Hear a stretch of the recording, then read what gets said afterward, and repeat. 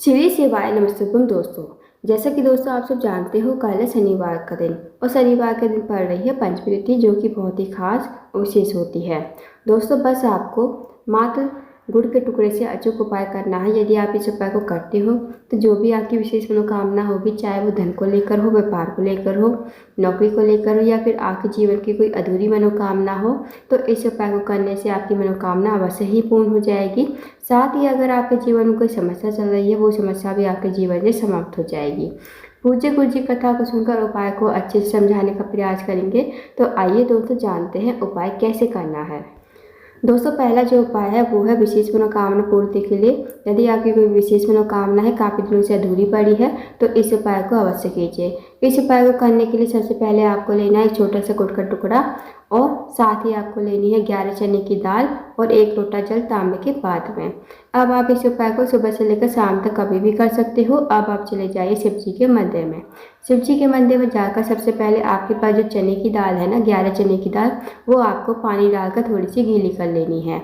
उसके बाद छोटा सा गुड़ का टुकड़ा है वो आपको लोटे के जल में ही डाल देना है और चने की दाल आपको शिवलिंग के ऊपर श्री शिवाय नमस्तुभ्यम कहते हुए आपको समर्पित कर देनी है। उसके बाद दोस्तों जो आपने गुड़ का टुकड़ा लोटे के जल में डाला है ना, उसे अपने हाथ में लेना है। भगवान से प्रार्थना करनी है जो भी आपकी मनोकामना है, चाहे वो धन को लेकर हो, व्यापार को लेकर हो, नौकरी को लेकर हो, या आपके जीवन की कोई अधूरी मनोकामना है, तो अपनी मनोकामना कहिए और इस लोटे के जल को शिवलिंग के ऊपर श्री शिवाय नमस्तुभ्यम कहते हुए आपको धीरे धीरे समर्पित कर देना है। उसके बाद आपको 2 मिनट मंदिर में बैठना है, श्री शिवाय नमस्तुभ्यम का जाप करना है। फिर आपको भगवान को प्रणाम करके विनती करके आपको अपने घर पर आ जाना है। तो दोस्तों इस उपाय को अवश्य कीजिएगा, बहुत ही अचूक और विशेष उपाय है। अब जानते हैं दोस्तों अगले उपाय के बारे में। अगला जो उपाय है दोस्तों, अगर आपका कोई कार्य है बहुत दिनों से अटका हुआ है, आप नौकरी के लिए जाते हो, नौकरी आपको नहीं मिल पा रही, या फिर आपका इंटरव्यू क्लियर नहीं हो पा रहा है, तो आप इस उपाय को करके देखिए। इस उपाय को करने के लिए सबसे पहले आपको लेना है 1 लोटा जल तांबे के पात्र में। साथ ही आपको लेना है 1 बेलपत्र। अब जो आप बेलपत्र लोगे ना, वो कहीं से कटी फटी खंडित नहीं होनी चाहिए। साथ ही दोस्तों आपको लेना है 1 से 2 चम्मच शहद। अब आपको चले जाना शिव जी के मंदिर में। शिव जी के मंदिर में जाकर सबसे पहले आपके पास जो 1 लोटा जल है, वो जल आपको शिवलिंग के ऊपर श्री शिवाय नमस्तुभ्यम कहते हुए समर्पित कर देना है। उसके बाद जो आपके पास बेलपत्री है ना, बेलपत्री की बड़ी वाली पत्ती पर आपको शहद से ओम का निर्माण करना है। और जो 2 पत्ती हैं, एक एक बिंदी आपको शहद की उन 2 पत्तियों पर लगा देनी है। अब जो आप ओम का निर्माण करोगे, तो आपको जो अनामिका उंगली होगी ना, आपकी सबसे छोटी वाली उंगली के पास वाली उंगली, उस उंगली से आपको ओम का निर्माण करना है और उसी उंगली से आपको 2 जो पत्ती हैं बेलपत्र की एक साथ, उन पर मात्र आपको एक एक बिंदी शहद की लगा देनी है। इस बेलपत्र को फिर हाथ में लोगे, भगवान से प्रार्थना करोगे जो भी आपका कार्य अटका हुआ है, बहुत दिनों से पूर्ण नहीं हो रहा है, या फिर आपकी नौकरी नहीं लग पा रही है, आप भगवान से प्रार्थना कीजिए, विनती कीजिए और इस बेलपत्र को शिवलिंग के ऊपर समर्पित कर दीजिए श्री शिवाय नमस्तुभ्यम कहते हुए। अब दोस्तों थोड़ा सा शहद आपको बचाना भी है। जो शहद बचेगा ना, उस शहद से आपको जलाधारी पर 7 बिंदी लगानी है। जहाँ माता सरस्वती का स्थान होता है ना, वहाँ से आपको बिंदी स्टार्ट करनी है। जब आप बिंदी लगाओगे तो श्री शिवाय नमस्तुभ्यम का आपको जाप करते हुए जाना है। जैसे आप पहली बिंदी लगाओगे तो श्री शिवाय नमस्तुभ्यम, दूसरी बिंदी लगाओगे श्री शिवाय नमस्तुभ्यम, तीसरी बिंदी लगाओगे श्री शिवाय नमस्तुभ्यम। ऐसे ही आपको 7 बिंदी लगानी है और 7 बिंदी लगाकर आपको 7 बार श्री शिवाय नमस्तुभ्यम बोलना है। जो आपकी लास्ट वाली बिंदी, वो आपको जलाधारी के एंड होता है ना, जहाँ से पानी नीचे बहकर गिरता है, तो वहाँ पर आपको 7वीं बिंदी लगानी है।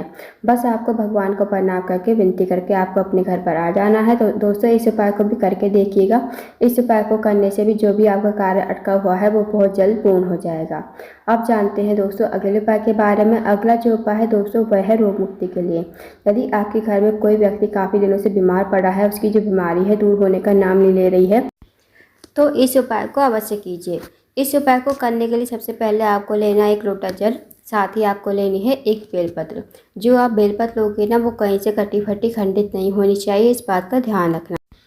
अब दोस्तों आपको चले जाना शिव जी के मंदिर में। शिव जी के मंदिर में जाकर सबसे पहले आपको 1 लोटा जल शिवलिंग के ऊपर श्री शिवाय नमस्तुभ्यम कहते हुए समर्पित कर देना है। उसके बाद जो आपके पास बेलपत्र है ना, वो आपको अपने सीधे हाथ में रखनी है। भगवान से प्रार्थना करनी है उस रोगी व्यक्ति के लिए जो रोगी व्यक्ति आपके घर में काफ़ी लंबे समय से बीमार पड़ा है। उसका नाम बोलोगे, गोत्र बोलोगे और इस बेलपत्र को कुंडकेश्वर महादेव का नाम लेते हुए आपको शिवलिंग के ऊपर समर्पित कर देना है। उसके बाद 2 मिनट आपको मंदिर में बैठना है, श्री शिवाय नमस्तुभ्यम का जाप करना है। उसके बाद जो आपने बेलपत्र चढ़ाई थी ना शिवलिंग के ऊपर, वो आपको महादेव से विनती करके औषधि के रूप में आपको अपने घर पर लेकर आनी है।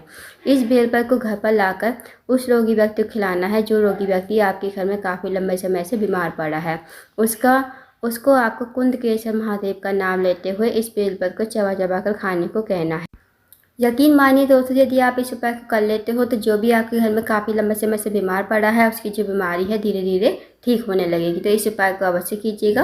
अब जानते हैं दोस्तों अगले उपाय के बारे में। अगला जो उपाय है वो है, अगर आपके जीवन में धन की कमी है, पैसों की तंगी, आर्थिक तंगी से बहुत ज़्यादा परेशान हो, या फिर आपके घर में माता लक्ष्मी का वास नहीं है, माता लक्ष्मी आपसे रूठी हुई है, तो इस उपाय को अवश्य कीजिए। इस उपाय को करने के लिए आपको लेना है 1 लोटा जल आपको लेना है, साथ ही आपको लेनी है 1 बेलपत्र, 1 शमी पत्र, 1 हरा मूंग का दाना, 1 चावल का दाना आपको लेना है।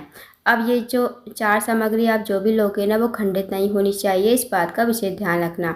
अब दोस्तों ये चारों सामग्री जो है आपके पास, ये आपको लोटे के जल में ही डाल देनी है। 1 बेलपत्र, 1 शमी पत्र, 1 चावल का दाना और 1 हरा मूंग का दाना। अब आपको इस लोटे के जल को लेकर जाना है शिव जी के मंदिर में। जहाँ भी आपके घर के आसपास शिव जी का मंदिर हो वहाँ पर आप चले जाइए। शिव जी के मंदिर में जाकर सबसे पहले आपको उत्तर की तरफ मुँह करके खड़ा होना है। फिर आपको भगवान से प्रार्थना करनी है, अपनी मनोकामना कहनी है। जो भी आपके जीवन में धन की समस्या है, हे महादेव मेरे जीवन में धन की बहुत ज़्यादा समस्या है, धन की वृद्धि नहीं है, धन प्राप्ति नहीं है, माता लक्ष्मी का हमारे घर में वास नहीं है, माता लक्ष्मी हमसे रूठी हुई है।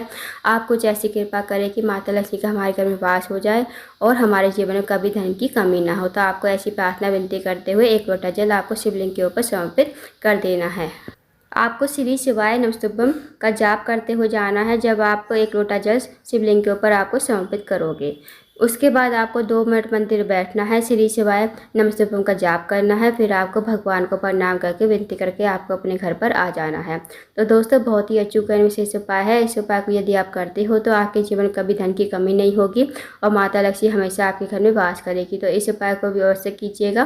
तो दोस्तों ये थे कुछ विशेष उपाय जो आपको शनिवार की पंचमी तिथि के दिन करने हैं। इन उपाय को अवश्य कीजिए। अगर आपको जानकारी पसंद आई हो, वीडियो को लाइक करें, शेयर करें, चैनल को जरूर सब्सक्राइब करें, कमेंट बॉक्स में श्री शिवाय नमस्तुभ्यम हर महादेव जरूर लिखें।